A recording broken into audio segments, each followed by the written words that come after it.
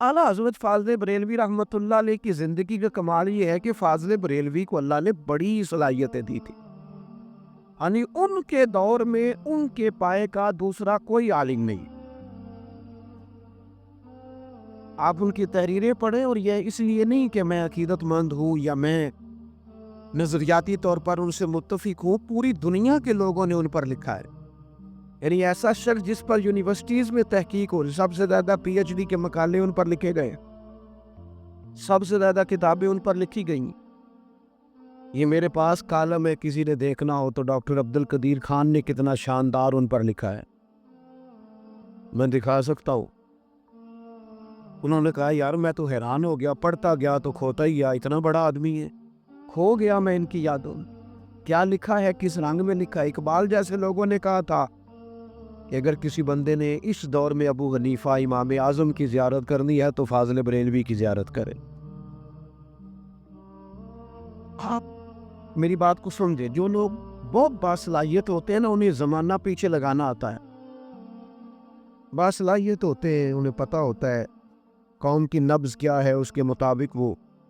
فاضل بریلوی علم ریاضی میں بڑی مہارت رکھتے تھے۔ علماء کو اس کی ضرورت ہوتی ہے، وراثت کے مسائل بتانے ہوتے، تو کچھ نہ کچھ علم ریاضی اس مقصد کے لیے انہوں نے سیکھا تھا، تو ایک بہترین مہارت رکھتے تھے۔ بلکہ علی گڑھ یونیورسٹی کے ایک پروفیسر صاحب جب ریاضی کے مسئلے میں الجھ گئے تو اعلیٰ حضرت کے پاس آئے، وہ کہتے میں تو بیرون ملک جا رہا تھا مسئلہ حل کرانے، یہاں آیا، انہوں نے چند لکیریں کھینچی تو حل کر دیا۔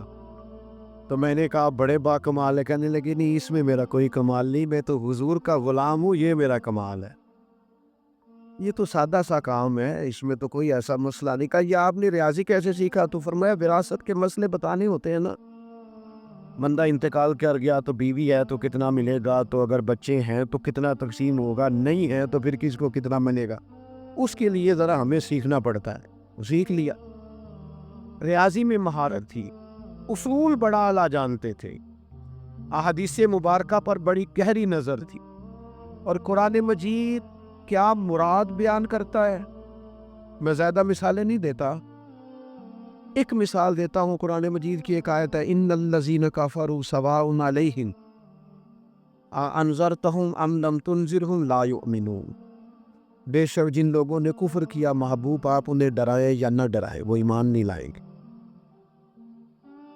تو اب یہ آیت کا اسی طرح ترجمہ کیا جائے نا، بے شک جنہوں نے کفر کیا، تو پھر تخصیص کیسے ہوگی؟ پھر تو کسی کو بھی تبلیغ نہ رہی۔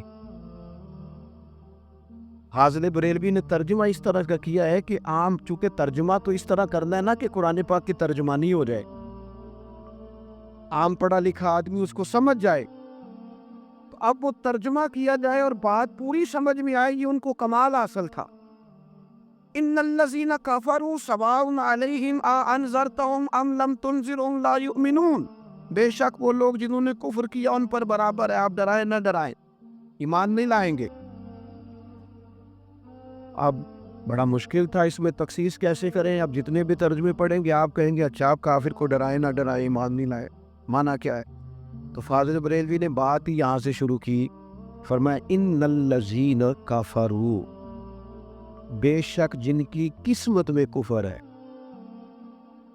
جن کی قسمت میں کفر ہے، جنہوں نے کفر کر کر کے اتنا پکا کر لیا ہے کہ اب وہ ماننے کو تیار ہے، پردے ڈالنی ہے، سم بکم عمی، بہرے گونگے اندھے ہو گئے، جن کی قسمت میں کفر ہے، آپ ڈرائیں نہ ڈرائیں وہ ایمان۔ ترجمہ واضح ہو گیا، ان کو قرآن مجید کی ترجمانی کرنی آتی تھی۔ میری طرف آپ دیکھیں گے، میرا اعلیٰ حضرت فاضل بریلوی رحمۃ اللہ تعالی علیہ مفتی بہت بڑے تھے، ان کا جو فتاوی رضویہ ہے نا، وہ کم و بیش 30 جلدوں میں ہے، اور وہ اس طرح نہیں ہے کہ کسی مفتی سے کسی نے کوئی سوال پوچھا ہے تو انہوں نے جناب اس کا جواب دے دیا ہے، کسی نے پوچھا والدین کے انتقال کے بعد بھی ان کے کوئی حق ہے تو فوراً بتایا کہ 12 حق ہے، غسل کرنا، کفن دینا، جنازہ پڑھنا، دفن کرنا، اگر ان کے ذمے ہو تو قرض ادا کرنا، اور اگر انہوں نے کسی سے کوئی وعدہ کیا ہو، طاقت ہو تو وعدہ پورا کرنا، ان کے رشتہ داروں سے اچھا سلوک کرنا، ان کے دوستوں سے اچھا سلوک کرنا، ان کے لیے دعائے مغفرت کرنا، اصالِ ثواب کرنا، یہ سارے حقوق لکھے۔ لیکن یہ 12 باتیں لے کے نہ فرمایا یہ میں نے ایسے ہی نہیں کہہ دیا، اب میں تمہیں اس پر حدیثیں سناتا ہوں۔ پھر وہ سارا ذخیرہ پیچھے سے احادیث مبارکہ کا، جن میں وہ ساری باتیں موجود، وہ جہاں جہاں سے جو ماخذ تھا اس کا، وہاں سے احادیث لکھی اور لوگوں کو سمجھایا کہ والدین کے انتقال کے بعد بھی ان کے حقوق ذمہ رہتے۔ اللہ تعالیٰ نے انہیں فقاہت دی تھی، مہارت عطا فرمائی۔ اور پھر شاعر بڑے کمال تھے، یعنی پاکستان کے ایک بہت بڑے شاعر تھے، تو میری ان سے ملاقات ہوئی، کچھ عرصہ پہلے ان کا انتقال ہوا ہے۔ تو میری طرح کے مولویوں کو بھی بعض اوقات بعض غلط فہمی ہوتی ہیں، ان کا خیال ہوتا ہے شاید میں پگڑی داڑھی والا ہوں تو ساری چیزیں میں ہی پڑھتا ہوں، حالانکہ ایسا نہیں ہوتا۔ پتہ نہیں رب کریم نے کہاں کہاں محبوب کی محبت رکھ دی ہے، اور کیسے کیسے اس نے لوگ پیدا کر دی ہیں، اور کہاں کہاں علم الدین جیسے لوگوں کے دلوں میں حضور کی غلامی بٹھا دی۔ یہ کوئی قبضہ تو نہیں ہے نا؟ تو ایک شاعر تھے، تو وہ بالکل دنیا دار، ان کا لب و لہجہ، تو ایک دعوت میں ایک موقع پہ ملاقات ہو گئی، تو میں نے بڑی بیگانگی کے انداز میں ان سے بات کی۔ میں نے کہا آپ نے اعلیٰ حضرت کو بھی پڑھا ہے؟ تو میری طرف دیکھنے لگے، کہنے لگے عجیب بات کرتے ہیں آپ، کوئی بندہ شاعر ہو اور مولانا کو پڑھے نا۔ پھر وہ مجھے کہنے لگے چھیڑ دیا تو میرے پاس بیٹھ میں تجھے بتاؤں۔ کہنے لگے شاعر بڑے مبالغہ رائی کے قائل ہوتے ہیں، کلاوے ملا دیتے اوپر نیچے، اور کسی سے اگر محبت کرتے ہو تو عقیدت میں غلو بھی کرتے ہیں۔ بڑی بڑی لوگوں نے باتیں کی ہوں گی، پر یہ مولانا نے جو کہہ دیا ہے نا، یہ کوئی کہہ نہیں سکتا۔ اپنے محبوب کے لیے اس طرح بھی کوئی بندہ دیوانہ ہوتا ہے؟ میں نے کہا جی کون سے شعر؟ کہنے لگے یہ جو انہوں نے کہا ہے نا کہ جن کے قدموں کا دھون ہے آب حیات۔ وہ نہیں سمجھ آئی آپ کو نہیں سمجھ۔ قدموں کا دھون اور آب حیات، کہنے لگے اتنی دور سوچ کا جانا اور اتنی دور نکل جانا میری سمجھ میں نہیں آیا۔ کہتے میں نے کئی اور شاعروں سے بھی بات کی ہے، پر وہ کہتے ہیں یار یہ اسی بندے کا حق ہے، یہی کہہ سکتا ہے جس کے قدموں کا دھون ہے آب حیات، ہے وہ جانے مسیحا ہمارا نبی۔ اور کہتے ہیں دوسرا شعر تو ایسا تھا کہ میں مر گیا کہ یار یوں بھی کوئی کہتا ہے، یوں بھی کوثر و سلسبیل ایسے دریا ہوتے ہیں جن کو کوئی ماپ نہ سکے، جن کی رانائی، وسعت، خوبصورتی کوئی طے نہ کر سکے۔ کہتے ہیں فاضل بریلوی نے نبی پاک کے لیے اتنی بڑی بات کی، انہی کا حق تھا۔ کہنے لگے جس کی 2 بوند ہے کوثر و سلسبیل، صرف 2 بوندیں حضور وضو کے پانی کی دے دے تو کوثر اور سلسبیل بن جاتا ہے۔ تو وجہ میرا محبوب نہیں دیکھا، جنوں ویکھ کے چند شرماوے، جس کی 2 بوند ہے کوثر و سلسبیل، بس 2 بوند، پوری صرف 2 بوند، جس کی 2 بوند ہے کوثر و سلسبیل۔ کہتے ہیں یہ صرف 2 بوند ہے، تو حضور باقی کیا ہے؟ کہنے لگے جس کی 2 بوند ہے کوثر و سلسبیل، ہے وہ رحمت کا دریا ہمارا نبی۔ حضور کی 2 بوندوں سے کوثر و سلسبیل بنتے ہیں، باقی دریا تو سارا پیچھے ہے، باقی تو بھی دریا سارا۔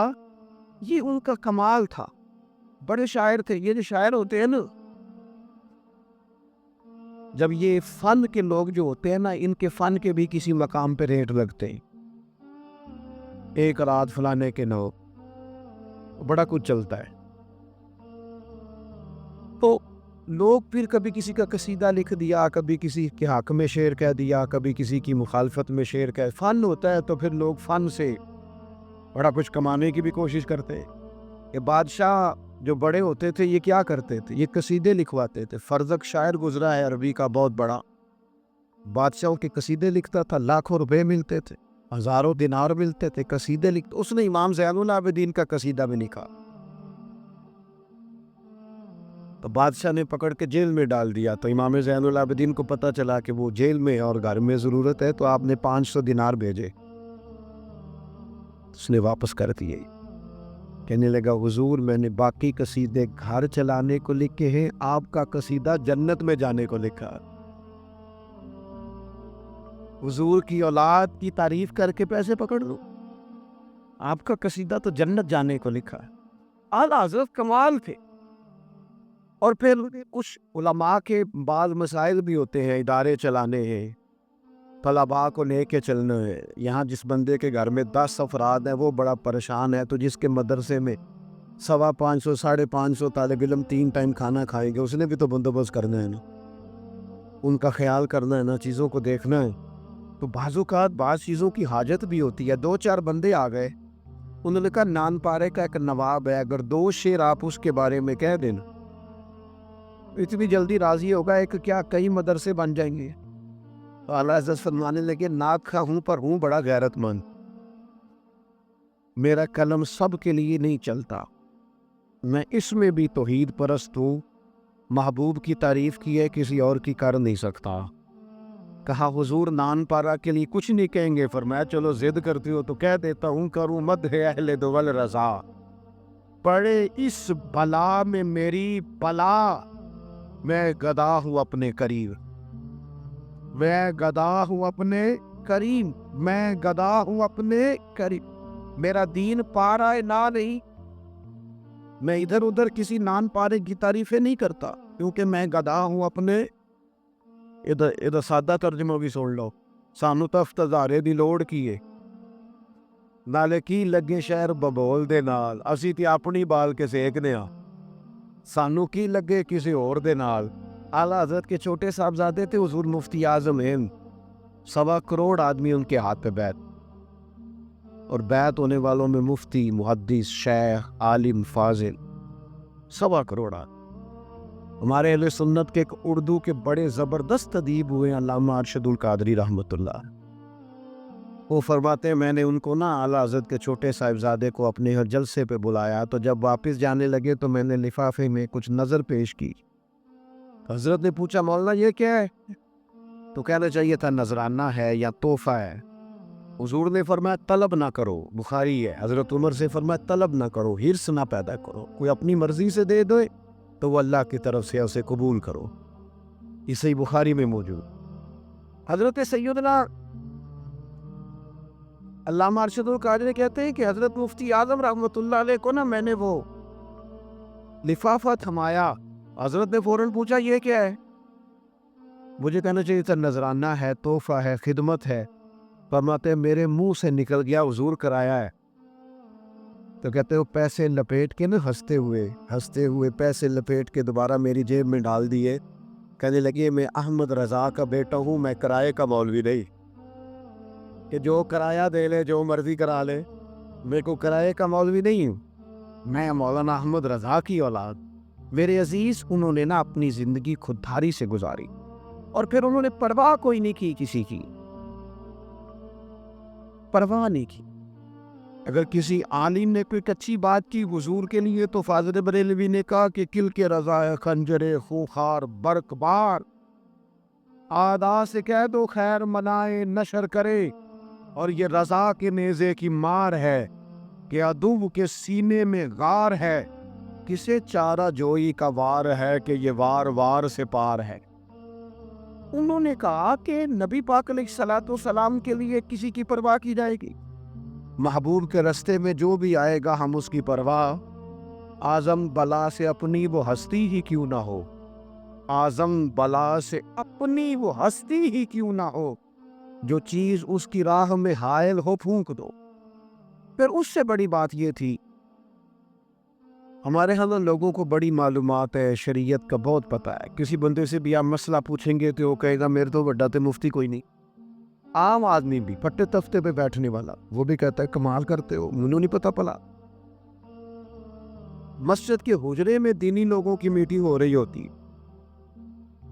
اور بڑے بڑے مشورے دے رہے ہوتے ہیں, اور ان میں سے بعض لوگ یہ بھی کہہ رہے ہوتے ہیں مولوی کچھ نہیں کرتے, مولوی کو کیا پتا, پیر سارے خراب ہو گئے. سب گفتگو ہو رہی، پر کمال یہ ہے کہ نماز کا ٹائم آ جاتا ہے، ان میں سے کافی سارے بندوں کو کام یاد آ جاتا ہے، ادھر ادھر نکلتے پھرتے. تو بڑا دیندار ہے، تو نے تو 15 لوگوں کی پگڑیاں کھولی ہیں تھوڑی دیر پہلے، اور عمل کی باری آئے تو بھاگ گیا ہے. میں مسجد میں آنے والے کو صرف دیندار نہیں سمجھتا. اس نے کون والے دن قاری صاحب کو بلایا، ناد خاں کو بلایا، علامہ صاحب کو بلایا، میں فقط اسے دیندار نہیں سمجھتا. چیلم پہ، ختم پہ، سالانہ پہ جس نے محفل میں آ کے حاضری دے لی، فقط وہ دیندار نہیں. ادھر دیکھو میں کیا کہنے لگا ہوں. میں اسے دیندار سمجھتا ہوں جس کی بیٹی اور بیٹے کی شادی ہو، پھر وہ سنت شریعت کا خیال. دینداری کا پتہ تب چلتا ہے جب تیرے گھر میں کسی کا بیاہ ہو، پھر تو حضور کی سنت کا لحاظ کرے، اب تو دیندار ہے. وہ حاجی صاحب کہتے ہیں میں نہیں پتا بوڑھے مہندی والے دن کی کرتے سن، میں تے ڈیرے تے سن. واہ واہ واہ، کس کو دھوکہ دے رہے ہو؟ کس کو دھوکہ؟ سارا پتہ ہے، اور اللہ نے پوچھ لینا ہے. یہ سوال ہوگا، بڑے بوڑھوں سے زیادہ ہوگا، جو زیادہ سیانے ان کو زیادہ پوچھا جائے گا. آپ کو جب موقع آیا تھا شریعت اسلامیہ پر پہرا دینے کا، تب تو آپ نے دیا نہیں. آپ اپنے گھر کے اندر تو دین نافذ نہ کر سکے، آپ ساری دنیا میں اس کے نفاذ کی بات کیسے کریں؟ شریعت شروع عمل سے ہوتی ہے. اعلیٰ حضرت بریلوی رحمۃ اللہ علیہ کا کمال یہ ہے کہ سنت اور شریعت کی پابندی، اور اس میں پھر منصب کا خیال نہیں، اور اس میں پھر افراد کا خیال نہیں، اس میں پھر اپنی پگڑی کا خیال نہیں. پھر بس ہو گئی، جہاں یہاں شریعت کی پاسداری ہے تو پاسداری ہے. اعلیٰ حضرت اعتکاف بیٹھے ہوئے تھے، افطار کا ٹائم ہو گیا، تو جو بچہ گھر سے کھانا لایا کرتا تھا وہ ذرا دیر ہو گئی اسے. تو آپ کچھ بیمار رہتے تھے تو کھانا بھی پرہیزی کھاتے تھے، کسی اور کے ساتھ شامل بھی نہیں ہو سکتے تھے. وہ دیر سے آیا کھانا لے کے افطار کا، کھانے کے بعد دوا بھی لینا تھی. اب کچھ غصہ آیا تو اس بچے کو ایک تھپڑ مار دیا. اتنی دیر سے کیوں آئے؟ میں نہیں پتا کہ افطار کا ٹائم ہے، اس وقت جلدی آتے. کھانا رکھ لیا، بچہ چلا گیا. تراویح کی نماز ختم ہوتے ہی خدام کو بلا لیا، فرمانے لگے بوڑھا ہو گیا، وہ غلطی ہو گئی ہے. ایک بچے کو غلطی سے تھپڑ مار بیٹھا، پتہ نہیں اسے گھر سے ہی انہوں نے دیر سے دیا ہو. مہربانی کرو ڈھونڈ کے لاؤ اسے. بچہ تھا، سردی کی رات تھی، کہیں چھپ کے سو گیا. ساری رات لوگ ڈھونڈتے رہے، حضرت بھی بے چین رہے. یہاں لوگوں پر دلیلیں بڑی ہوتی ہیں، کہتے انہیں بھی تے اگو نہیں کیتا سی نا، میں ایک لائی اگو ٹھیک ہو جائے گا، بھائی ہوں اگو نہیں کر لگا. آپ دلیلیں دے رہے، جرم کر کے اس پر دلیل دے رہے ہو، ظلم کر کے اس پر دلائل قائم کر رہے ہو، زیادتی. اور یاد رکھنا کچھ بندے ایسے ہوتے ہیں جو تمہیں کچھ نہیں کہہ سکتے، ماڑے ہیں، غریب ہیں، کمزور ہیں، تمہیں کچھ نہیں کہہ سکتے. لیکن اس مظلوم سے ڈرا کرو جو تمہیں تو کچھ نہیں کہے گا، پر رات مصلی پہ بیٹھے گا تو رب کی بارگاہ میں تمہاری شکایت کر، اور جو اللہ کی بارگاہ میں روئے گا نا کہ مالک میں ماڑا ہوں، اس لیے میرے ساتھ یہ سلوک. تو پھر حضور نے فرمایا مظلوم جب دعا کرتا ہے تو آسمان کے دروازے کھل جاتے ہیں سارے. یہاں لوگوں کو پرواہ ہی نہیں ہے، فکر ہی نہیں ہے. ڈھونڈنے لگے لوگ، تلاش کر رہے.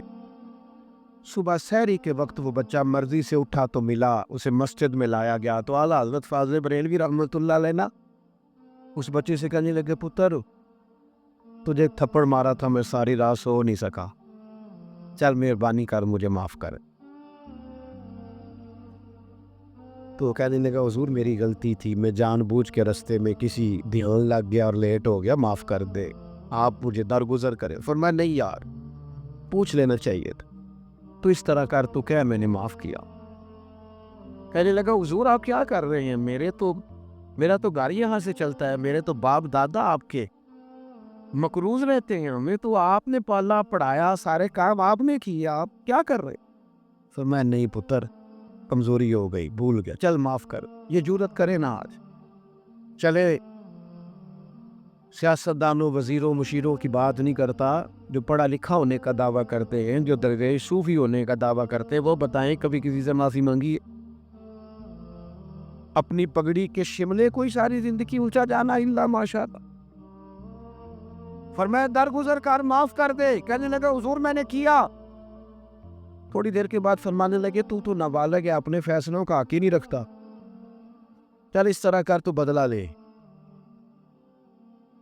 1000 کتاب کا مصنف، لاکھوں کروڑوں لوگ جس کے عقیدت مند ہیں، جس کے نام پر مقالے لکھے جا رہے ہیں، جو بندہ علم میں فقہ میں اتھارٹی ہے، ثانی امام اعظم ہے، ثانی غوث اعظم ہے.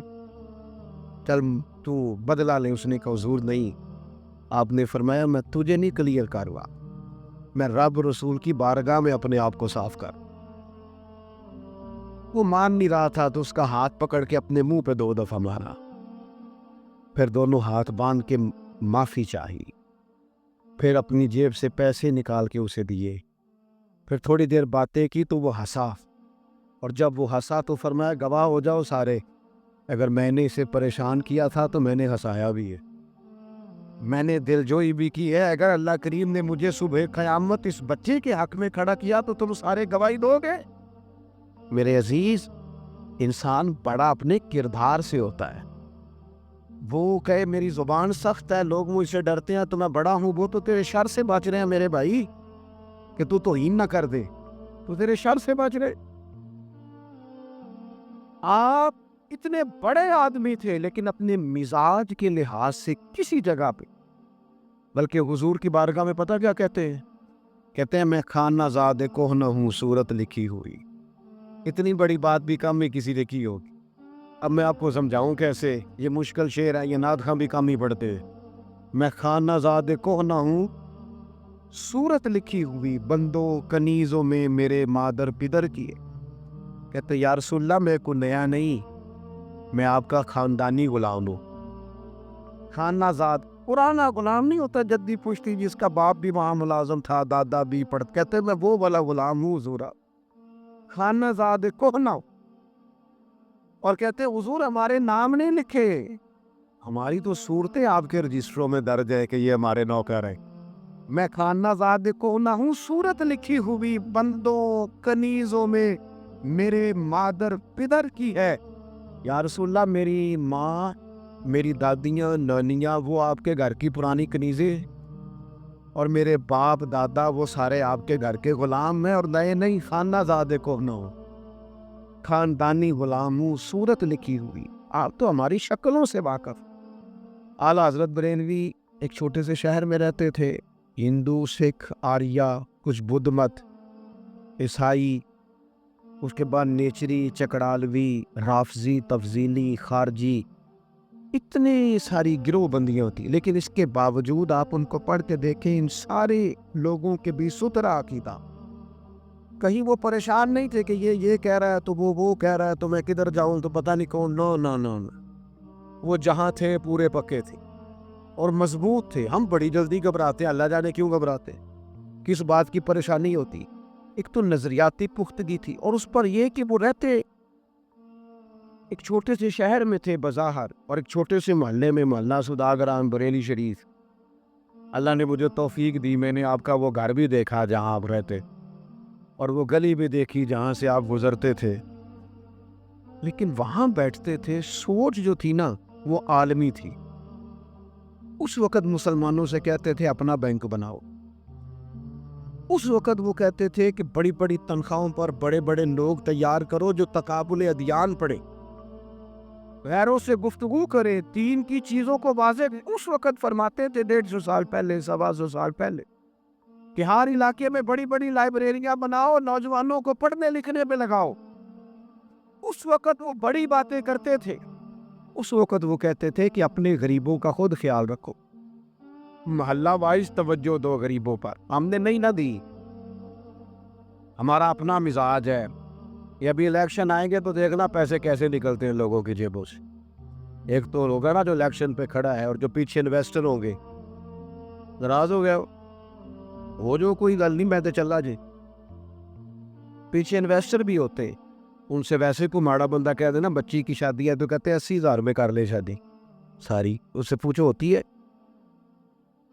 اور اگر دفتر بنانا ہو کسی ایم پی اے کا تو ان کے پاس گلی بھی ہے، شام کو جلیبیاں نکالنے کے پیسے بھی ہے، دفتر بھی ہے، لڑائی بھی ہے، اور یہ کام بھی نہیں کرنے دیتے بعض اس طرح کے لوگ۔ میں نے کہا تھا آپ نے ناراض ہو جانا ہے، تسی لگ پہ ہو صلاح کرن ایک دوجے نال، ہو جاؤ، اور کوئی ایسی بہو ہلکا ہے یاراں تو برے شم کی طرح نرم، رزم حق کو باطل ہو تو فولاد ہے مومن۔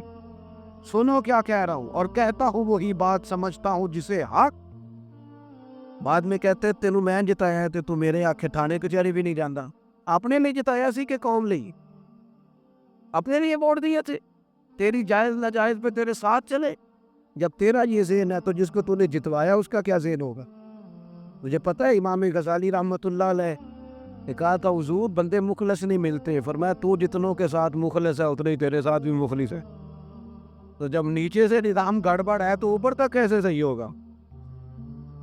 کچھ خدا کا خوف، ابھی تک ووٹ دے رہے ہو نالیوں پہ، گلیوں پہ، سڑک پر، یہ تو تمہارا بنیادی حق ہے، یہ تو سارے گاؤں والے مل کے بھی اپنا روڈ پکا کرا سکتے ہیں، ان سے بات کرو قانون کی۔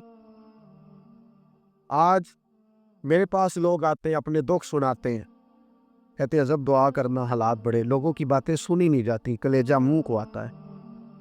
لیکن کمال یہ ہے کہ حکومت اگر ہمارا خیال نہیں کرتی تو ہم ایک دوسرے کا کرتے ہیں؟ بتاؤ، جس چودھری صاحب کے، سیٹھ صاحب کے، نواب صاحب کے دروازے کے سامنے ہوم ڈیلیوری والا پیزا لیے کھڑا ہے 10,000 کا، اس کا بیچارے ملازم کہہ رہا ہے اس کا کہ چودھری صاحب میرا بل زیادہ آ گیا، 10,000 روپیہ دیو، تو چودھری کو مشورہ دے رہا ہے، سیٹھ نواب ملر اس کو مشورہ دے رہا ہے، کہتا خرچے کٹا، تیرے تے کٹے کوئی نہیں، ہر روز شام کو 10,000 والا، تیرے پیچھے بچے رو رہے کہ صبح گھی کوئی نہیں، پراٹھے کیسے پکیں گے؟ ہم نے ظلم کیا ایک دوسرے پر۔ جو تھوڑا امیر ہو جاتا ہے وہ تو گاؤں میں رہتا ہی نہیں، اس کے تو پرانے دوستوں سے اسلام تو ہی نہیں رہتی، وہ تو چلا جاتا ہے، اس کے تو نئے نئے یار بن جاتے ہیں۔ گاؤں سے آ کر پڑھنے والے بھول ہی گئے کس کی ماں نے کتنا زیور بیچا تھا۔ کاش کاش ہم صرف اپنی گلی کا خیال رکھتے، ہمیں ایم پی اے کی ضرورت ہی کوئی نہیں تھی، صرف اپنے بہن بھائیوں کا خیال رکھتے، ہمیں کسی کی ضرورت ہی نہیں۔ روتے ہیں غریب لوگ، پریشان، دکھی ہے، تکلیف میں، جس نے 2-3 بیٹیوں کی شادی کرنی ہے اسے رات نیند کوئی نہیں آتی۔ تو میں آپ کو ذمہ داری سے کہتا ہوں، اب جتنی سیاسی جماعتیں اللہ ماشاءاللہ میدان میں ہیں ان سے امید بھی کوئی نہیں۔ اب لوگ کمزور ہیں، وہ کہتے ہیں بڑے بڑے ہم نے چہرے آزما کے دیکھ لیے، کوئی رنگ نظر نہیں آتا۔ خود ہی ہمیں ایک دوسرے کا خیال رکھنا، خود توجہ کر دیں، اس پر غور کریں۔ میں امیر لوگوں سے گزارش کروں گا تھوڑے تھوڑے اپنے خرچے کم کرو، تھوڑا نا ٹیلی فون سوچ کے کر لو، اس کا تھوڑا بیلنس بچا لو، کچھ تھوڑا سا نا گھر میں کھانا ٹھیک پکا ہے تو فاسٹ فوڈ سے جان چھڑاؤ، کوئی نہیں فرق پڑنے لگا۔ وہ کسی کے گھر میں دیکھو اگر آٹا ختم ہے تو مشکل ہے، اور سب سے زیادہ مشکل سفید پوش کے لیے ہے، جو ہاتھ پہلے پھیلانے کا دیا اس نے تو پھیلا لینا۔ پھر اعلیٰ حضرت بریلوی رحمۃ اللہ علیہ سردیاں آتی تھی تو گھروں میں پتہ کراتے تھے، فرماتے تھے رضانیہ سلوا کے ان کے گھروں میں بھیجنی ہے۔ حضور کیوں؟ فرمایا میں نے کچھ غریب ٹھٹھرتے دیکھے ہیں، پیسے دے دیں گے تو وہ کسی اور خرچے پہ لگا لیں گے اور رات پھر اسی طرح بیمار ہوں گے۔ رضانیہ بنوا کے اس گھر میں رضائی کی جس چیز کی ضرورت ہے وہ دو نا، اس چیز کا خیال کرو جس چیز کی حاجت ہے۔ اللہ کریم کی بارگاہ میں دعا کرتا ہوں اللہ تعالی ہمیں اپنے بزرگوں کے نقش قدم چلنے کی توفیق عطا فرمائے۔ وما علینا الا البلاغ۔